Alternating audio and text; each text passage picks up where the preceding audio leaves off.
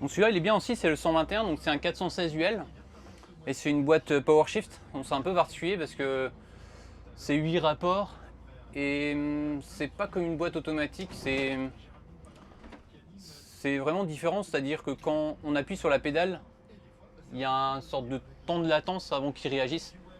Donc il est très agréable, il est souple, mais par contre c'est vrai que par rapport à la boîte, je pense que c'est une question d'habitude parce que c'est vraiment au démarrage, il faut presque bien doser sur la pédale pour qu'il puisse partir en douceur et d'être vigilant dans les ronds-points parce que quand par exemple on est un peu narcleuse et quand même on appuie par exemple d'un coup, il va pas partir tout de suite, il y a vraiment un temps de latence, ça peut être surprenant au départ, mais après c'est vrai que quand on est habitué après, c'est comme tout, après ça devient facile.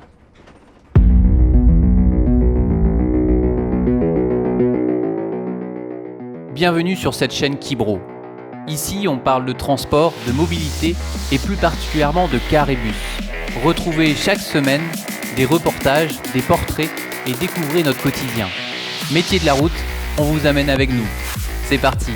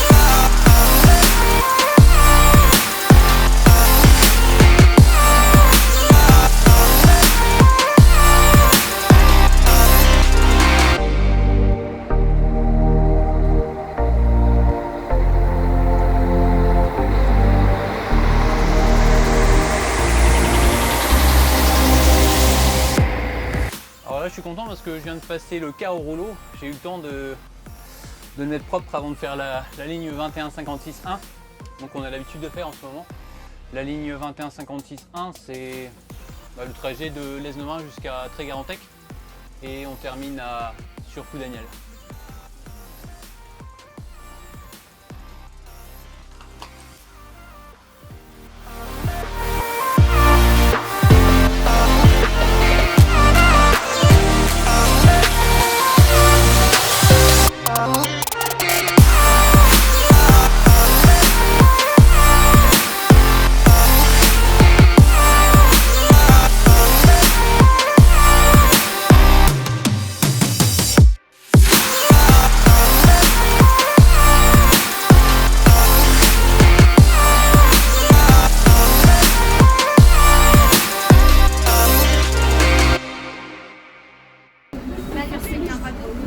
La meilleure.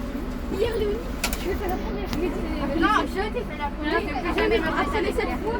Je dis, tu me fais la première. Je me dis, je vais te moi. On a fait le parcours du petit doigt. Elle vient de lui mettre un râteau.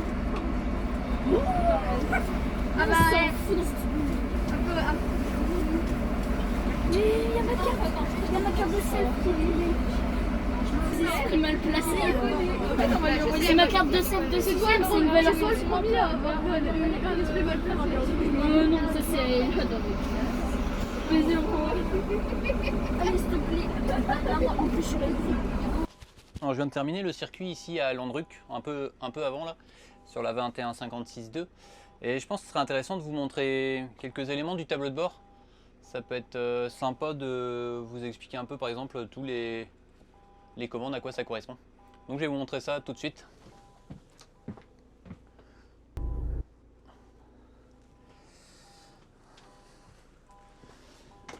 Alors on va commencer sur le côté gauche. Alors donc ici on a les feux. Donc là je suis en feu de position, donc là c'est 0, donc on n'a aucun feu allumé. Là feu de position, et ici feu de croisement. Et après quand on monte ici le levier vers le haut, là c'est en feu de brouillard avant. Non pardon, premier écran c'est feu de brouillard arrière, à ma connaissance. On va regarder dehors, ce sera peut-être plus simple. Alors premier écran, ah non c'est premier écran c'est feu de brouillard avant en fait. Premier écran feu de brouillard avant.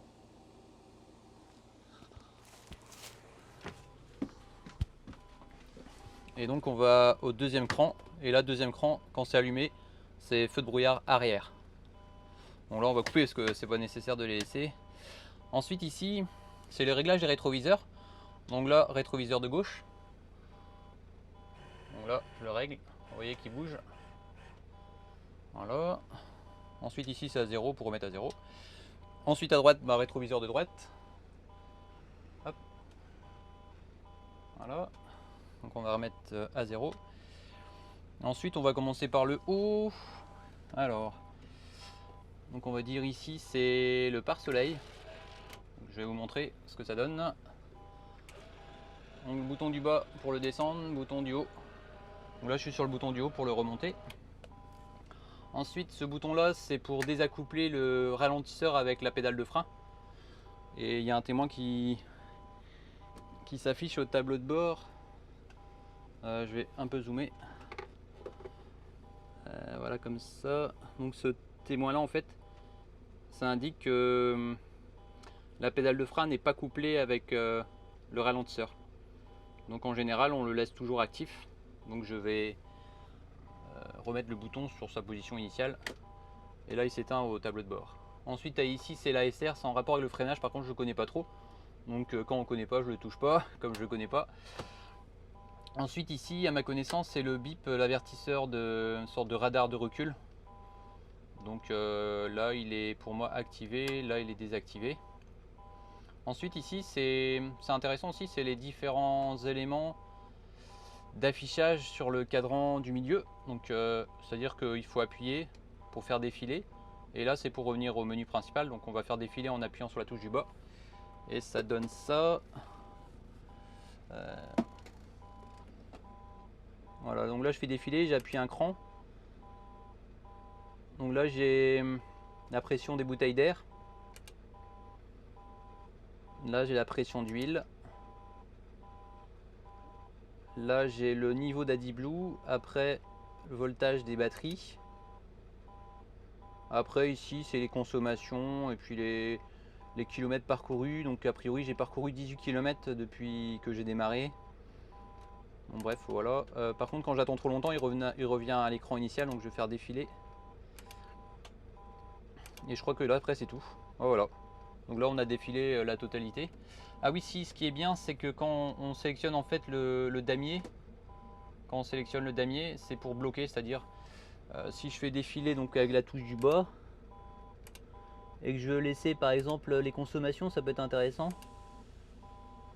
Voilà, ici eh ben, j'appuie sur le damier en haut et on voit ici apparaître le damier à droite de l'écran. Ça veut dire que je bloque l'affichage sur cet élément, donc ça peut être pratique. Donc ici la touche elle correspond à ça, à ça.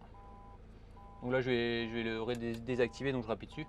Après ici c'est la lumière pour le conducteur, voilà, il suffit d'appuyer. Ensuite ici c'est ouverture fermeture des trappes, donc des trappes de toit en fait quand il fait chaud. Donc là c'est la trappe qui est pour moi plus vers l'avant et ça c'est plus vers l'arrière. Donc pour la mettre en l'ouvrir par exemple, j'appuie et là elle va s'ouvrir. C'est pour ça qu'il y a le témoin qui est allumé, enfin ici. Donc là c'est la trappe pour moi qui est plus près du conducteur.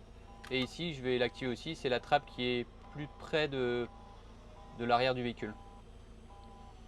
Donc là on entend le bruit de l'ouverture de la trappe parce que c'est des trappes électriques.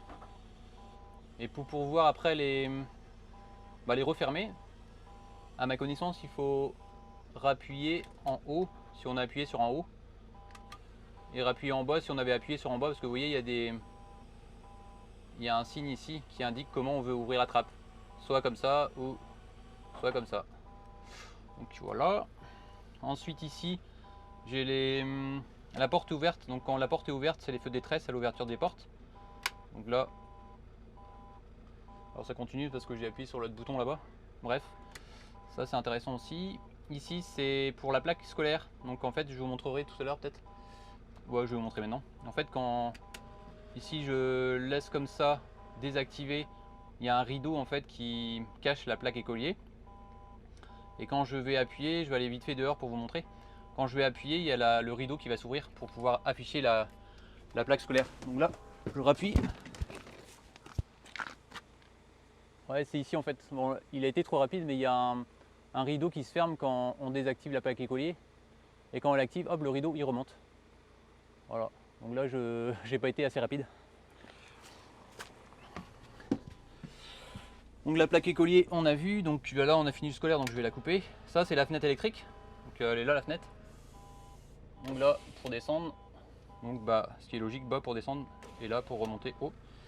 Ensuite ici, c'est les lumières à bord du car pour les clients. Donc là, c'est les liseuses. Et là, pour moi, c'est quand on veut allumer toutes les liseuses, c'est ici. Et là, c'est seulement les liseuses qui sont sélectionnées par le client, parce que le client, il a des boutons au-dessus de lui, il a un bouton pour activer ou désactiver les liseuses. Donc là, en gros, c'est à la demande du client. Et en bas, c'est tout activé. Et au milieu, tout désactivé. Là, c'est les petites lumières, c'est-à-dire lumière un peu tamisée. Donc pas trop agressif. Donc on appuie dessus pour avoir les petites lumières. Je vais vous montrer ce que ça donne. Donc les petites lumières, en fait, c'est ça. C'est assez joli, je trouve. Et je vais aller sur le bouton du bas pour activer les grosses lumières. Voilà, les grosses lumières, ça donne ça. C'est un peu plus agressif. Donc c'est bien pour ceux qui par exemple ont envie de lire en même temps. Donc, je vous ai pas trop montré l'intérieur du car, voilà ce que ça donne. C'est assez sympa, j'aime bien le motif du velours, il est vraiment très réussi. Et ce que j'aime bien aussi, c'est ici les côtés. La partie jaune ici, là, ça rend vraiment bien. Et le car, il est un peu plus de 10 ans et puis c'est pas trop salissant. Hein. Donc voilà. Ça donne ça. Ensuite, on va continuer. Donc là, on va couper. Ça, c'est pour activer la rampe handicapée. Donc n'oubliez pas, si vous avez un PMR, donc personne à mobilité réduite, à faire monter en fauteuil, il faut l'activer pour pouvoir après utiliser la télécommande au milieu, au niveau des portes médianes. Donc, ça fera l'objet d'un tuto Kibro à l'occasion. On en a parlé et puis c'est un projet intéressant, je pense. Alors ici, c'est intéressant aussi, c'est pour mettre en position basse ou en position haute le car. Par contre, ce qu'il faut savoir, c'est que ça marche seulement le véhicule à l'arrêt. Donc pour mettre en position basse, on laisse appuyer sur le bouton là. Par contre, il faut fermer la porte. Donc je vais fermer la porte. Donc on va tester. Donc je laisse appuyer ici pour descendre. Donc voilà, là le véhicule il descend, donc il se met en position basse. Donc c'est à dire que le car il descend. Et ça, c'est si on a besoin de passer par exemple à un endroit où c'est limite au niveau de la hauteur. Après c'est plus en tourisme, hein. Là c'est en ligne régulière ou en scolaire, c'est jamais le cas. Enfin on sait jamais.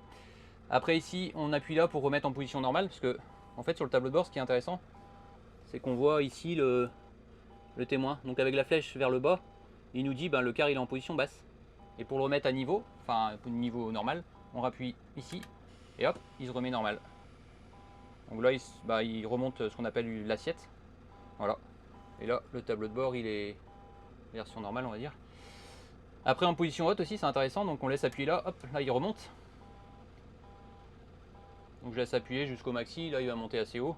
Alors c'est intéressant quand on descend dans des endroits. On va peut-être zoomer. Voilà ici, vous voyez, on voit la flèche vers le haut. Donc ça veut dire que le car là il est en position haute. C'est intéressant. Et donc on va remettre en position initiale en appuyant là. Alors c'est valable pourquoi la position haute, c'est quand on a besoin de descendre à un endroit et quand on a peur de toucher le pare-choc parce que la pente est assez importante. Et il faut mieux mettre en position haute, donc de bien sélectionner ce bouton en cas de besoin. Et des fois c'est tout simplement les trottoirs, c'est déjà arrivé, les quais. Je sais que par exemple à Brest, c'est un arrêt auprès de je crois que c'est, ouais c'est sûr, c'est Foch. Il est assez haut, donc des fois, enfin pas avec ce véhicule là, ça dépend des véhicules. Des fois il faut mettre en position haute pour pouvoir ouvrir la porte, pour éviter que la porte se bloque sur le quai. C'est déjà arrivé aussi au niveau des quais qui sont un peu trop hauts. Donc après ici c'est tout ce qui est réglage, commande de ventilation, chauffage, tout ça. Alors ici c'est pour la partie conducteur. Donc là par exemple pour augmenter le débit. Donc ça c'est pour le pare-brise. Hein. Donc là j'augmente le débit. Donc ici on a sur l'écran central le pourcentage de puissance. Donc là je suis à 50, donc je vais descendre. Hein. C'est juste pour vous montrer. Donc voilà. Donc toute cette partie là on va dire que c'est conducteur. Et toute cette partie là c'est pour les clients.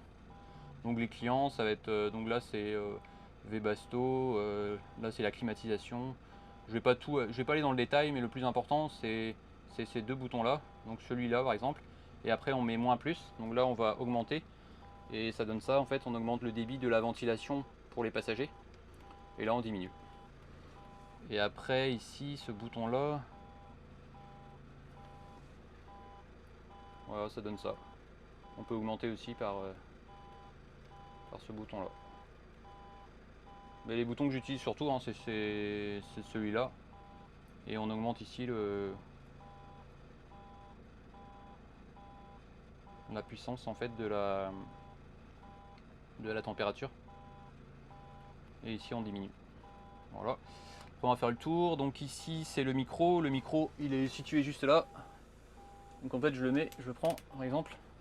J'appuie sur mic. 1, 2, 1, 2. Et là le micro fonctionne. Et quand je coupe, oui, s'arrête. 1, 2, 1, 2, voilà. Ensuite ici c'est. Alors ça c'est un récent un haut-parleur. C'est pour désactiver. Alors je crois que c'est un bip de.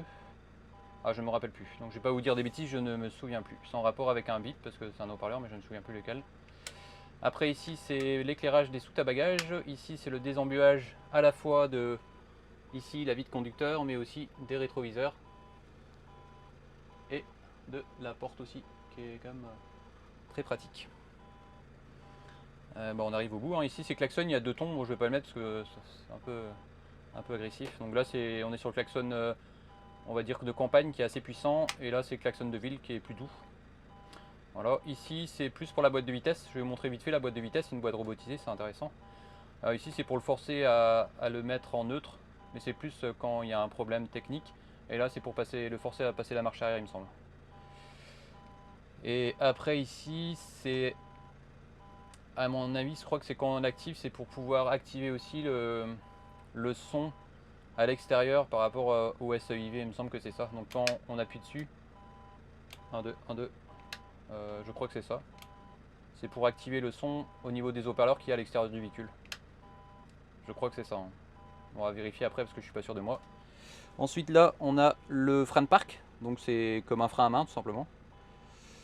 Ici l'éthylotest. Ici on a l'arrêt d'urgence. Il faut appuyer dessus pour pouvoir l'activer. Et le remettre, il faut juste le tourner. Clac, il se déclipse. Et il se réactive. Ensuite ce qui est intéressant et on voit pas beaucoup. C'est le volant, il y a un réglage du volant ici. C'est assez technique, c'est un petit bouton. Donc on appuie sur ce petit bouton, on presse ce bouton pour pouvoir régler le volant. Donc voilà. Après la boîte de vitesse, on va aller plus beaucoup de choses à voir. On va aller sur les feux de détresse, donc ça c'est le bouton de feu de détresse. Hein. Activer, désactiver. Ça c'est vachement intéressant et très pratique, c'est un frein de stationnement, c'est-à-dire que quand on arrive à un arrêt, enfin non je dis des bêtises, pas un arrêt parce que c'est assez rare, c'est plus pour les... Quand on arrive en centre-ville par exemple à un feu, quand il est rouge, donc je vais tester avec vous là. Donc là je tire le frein de parc et c'est intéressant de voir le tableau de bord en même temps. Donc en fait j'appuie sur le bouton. Donc il y a un témoin qui s'allume ici qui dit qu'on est en frein de stationnement. Je vais enclencher de vitesse parce que là on est sur neutre. Il va démarrer en 2A, je vais mettre en 1 parce que j'aime pas trop en 2A, c'est pas terrible. J'avance un tout petit peu et là hop, il s'est désactivé. Donc voilà, c'est ça le frein de stationnement. Je vais remettre le frein de parc. Donc frein de stationnement, c'est plus pour les démarrages en côte, c'est-à-dire que vous lâchez la pédale de frein et puis quand vous arrivez au feu par exemple, vous appuyez dessus, clac, vous l'activez. Vous lâchez la pédale de frein et quand le feu passe au vert, vous accélérez et il va repartir en douceur sans qu'il descende quoi. C'est super pratique. Donc après ici l'autoradio, donc pour l'allumer, hop, il faut juste appuyer là. Ce qui est intéressant de savoir aussi, c'est que en tout cas sur cette autoradio là, il y a la partie ici conducteur et la partie passager. Donc il y a radio. Si vous voulez pas mettre de la radio au passager, vous mettez par exemple vidéo ou CDC par exemple, et là il n'y a que le haut-parleur de la partie conducteur qui fonctionne. Ou si vous voulez mettre que la radio des passagers par exemple, vous mettez radio ici, ici vous mettez CDC par exemple. Et là il n'y a que les haut-parleurs du côté passager qui fonctionnent. Bon bref, je mets tout radio moi en général. Je vais couper. Et là c'est intéressant, donc on a le off, et ça c'est super pratique, et je me pose la question de savoir aussi pourquoi les constructeurs ils le mettent pas dans tous les véhicules. Parce que, écoutez, hein, il y a un bip de porte qui s'active à chaque fois qu'on appuie sur le bouton de porte, quand on l'ouvre, quand on la ferme. Donc là vous l'entendez, bip bip bip, enfin là c'est un bip continu. Alors je vais refaire parce qu'il y a feu de détresse en même temps. Donc il fait bip bip bip quand la porte s'ouvre, et je rappuie pour la fermer. Et là il fait un bip continu quand elle se ferme. Et ça c'est plus pour les personnes qui sont malvoyantes, c'est un repère pour eux. Et ce qui est pratique, c'est qu'en appuyant sur le bouton off, comme vous le remarquez, il n'y a pas du tout de son.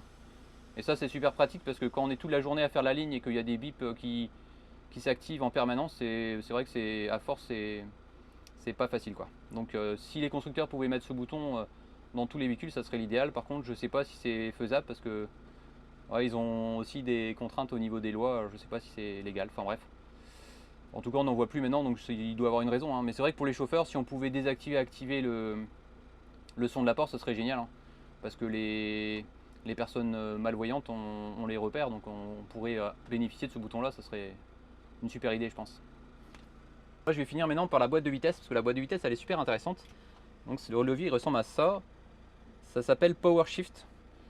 Alors Power Shift, il faudrait demander à peut-être Jean-Marie, il saurait nous dire, de chez Ovobus. Donc Power Shift pour moi c'est le pouvoir de la manette, la traduction ça doit être ça je pense. Shift, manette, power, pouvoir de la manette. C'est assez rigolo. Alors voilà comment il se compose le levier. Il y a, vous voyez, il y a un petit bouton ici à gauche, et à droite il y a un autre petit bouton ici. Et quand on ne connaît pas, c'est pas facile. Donc en fait ce qu'il faut faire, alors déjà on va fermer la porte, hein.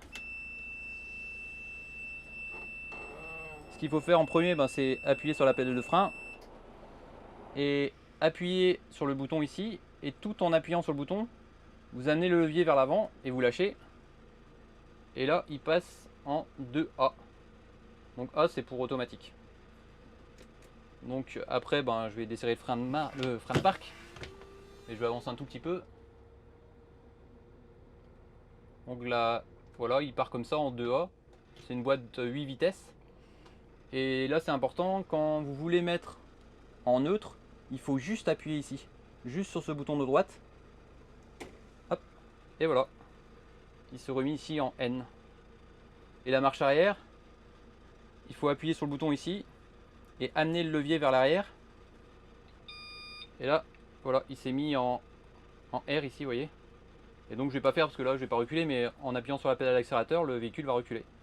Et donc pour remettre en neutre, je vais appuyer ici sur le bouton, juste appuyer sur le bouton, tac, et là il s'est remis ici, il s'est remis en neutre.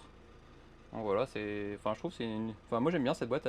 Après c'est un coup à prendre, hein. C'est vrai qu'elle est particulière au début, surtout quand on accélère, il faut bien doser sur la pédale. Après ouais, c'est sympa. Par contre ce que je fais, après ça dépend des personnes, ce que je fais moi, parce qu'il démarre par défaut en 2A, sauf quand il est vraiment en cote. Et moi ici je descends le levier, il va remettre en 1 en fait, et je démarre en 1. Je trouve que il démarre mieux en 1 en général. Après ça dépend, hein. Et ce qu'il faut savoir aussi, c'est, vous voyez ici il y a un A qui dit qu'il est en automatique. Vous pouvez passer aussi en manuel, alors par contre c'est pas conseillé parce qu'au niveau consommation c'est franchement pas génial. Et pour le passer en manuel, il faut juste mettre le levier côté gauche là, et vous voyez le A il a disparu là. Le A il a disparu.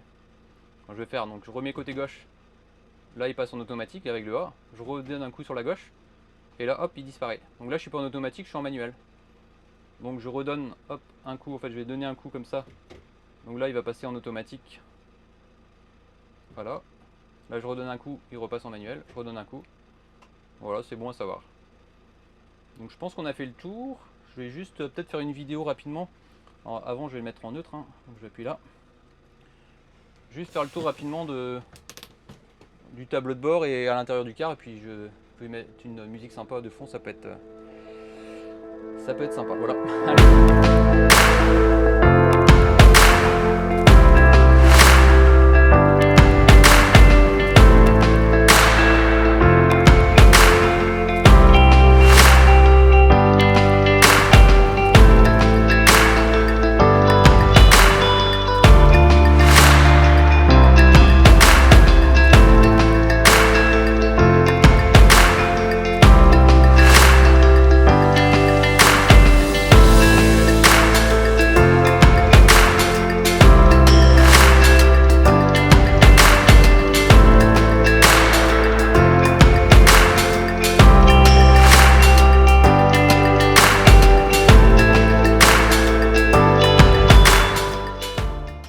C'est intéressant de voir ici le bandeau, vous voyez qui défile là. Voilà, ça c'est un bandeau, on appelle ça bandeau lumineux.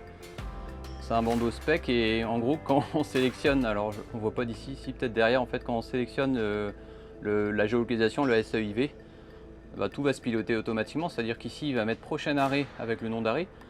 Donc par exemple ici on a Landruc, le prochain c'est, il me semble que c'est Lanfélaise, je crois, ou Daniel Lanfélaise. Donc c'est à dire que quand on va sortir, quand on est sorti de l'arrêt Clou Daniel Landruc, ici il a mis prochain arrêt Clou Daniel Lanfélaise, et quand on arrive dans l'arrêt il affiche Clou Daniel Lanfélaise quand on arrive dans l'arrêt Lanfélaise. Donc c'est pour le piloter, enfin c'est le système en fait de ce qu'on appelle SAUV. Donc voilà, je vais y aller parce qu'il y a le tracteur qui arrive, je vais peut-être le gêner. Allez, ciao.